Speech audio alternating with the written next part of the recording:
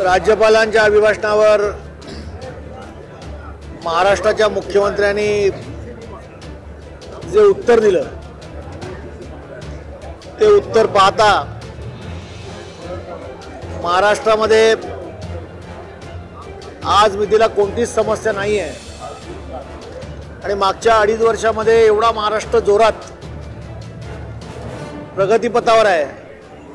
की त्यामुळे आता कुठचाच दुष्काळ या महाराष्ट्रात होणार नाही असंच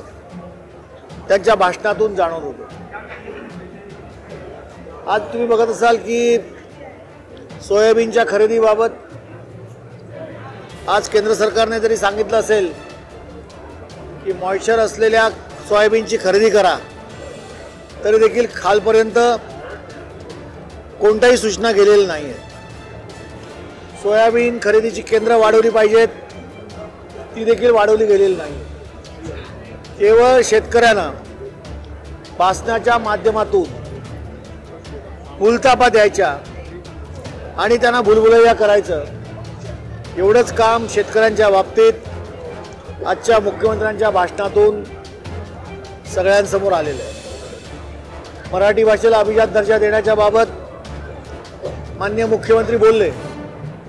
परंतु मराठी भाषा जिवंत राहिली पाहिजे म्हणून मराठी शाळा महाराष्ट्रातल्या गावागावामध्ये ज्या बंद पडत आहेत त्यावरती हे सरकार काय उपाययोजना करणार याबद्दल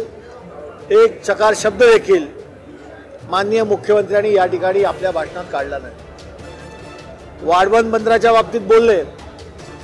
त्या ठिकाणी भरणी टाकून इंटरनॅशनल एअरपोर्ट तयार करण्याबाबतची मागणी आमचीच होती, त्यामुळे भविष्यात ते होईल असं देखील ते म्हणाले असले तरी देखील हे सगळं करण्यासाठी ज्या ज्या गोष्टी